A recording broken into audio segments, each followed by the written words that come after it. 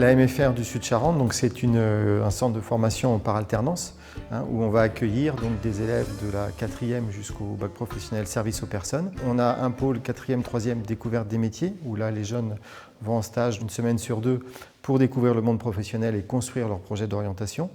Et puis on a également donc, le bac pro service aux personnes et au territoire qui lui prépare les jeunes à des carrières dans la petite enfance, auprès des personnes âgées ou auprès des personnes handicapées. Alors bonjour à toutes et à tous, je travaille dans une coopérative qui s'appelle Coop Alpha qui est basée à Lormont et je suis ici devant vous dans le cadre du PRSE, donc Nouvelle-Aquitaine, qui a un axe de promouvoir la santé environnementale auprès des jeunes et pour potentiellement amener des bonnes pratiques dans vos futures pratiques professionnelles. Ça part vraiment du vécu, c'est pas des grandes théories farfelues, c'est validé par l'ARS, la région, ça rentre dans les stratégies nationales et régionales, donc c'est des messages validés mais traduits un peu en actions concrètes du quotidien.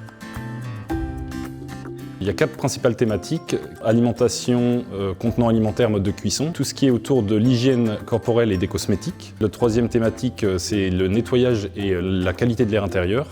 Et enfin, tout ce qui est autour de la puériculture, autour de bébés, les textiles, l'enfant. Pourquoi les enfants sont-ils plus vulnérables? Ils portent tout à la bouche, ils sont plus près du sol et ils sont plus perméables. C'est une population, il faut être vigilant.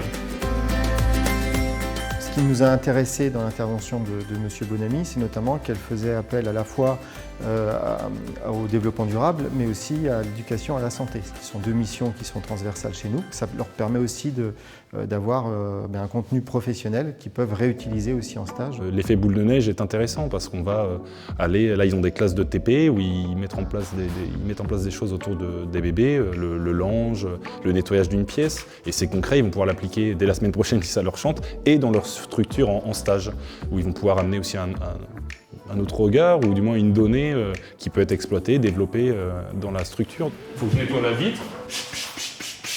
Et là, en fait, on en prend plein les naseaux. Là, c'est gratos dans les yeux et dans les naseaux. Alors, ce qu'il faudrait faire, c'est... En plus, on gâche moins de produits, entre guillemets. La santé et l'environnement, on n'en a jamais entendu parler. L'intervention, ça m'a fait apprendre des choses. J'ai retenu qu'il fallait manger moins, mais mieux. Dans mon quotidien, je sais qu'au niveau des savons, ma mamie, elle est un peu comme ça aussi. Elle fabrique elle-même ou autre.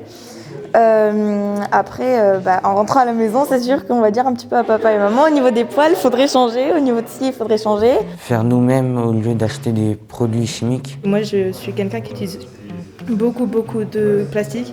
Je vais faire des efforts pour arrêter. C'est intéressant de montrer qu'il y a des alternatives concrètes et de discuter un peu de ces idées reçues. Chacun peut être acteur de sa propre santé, chacun se sent capable de pouvoir mettre en place telle ou telle chose. Il n'y a pas de jugement, que d'un panel de solutions.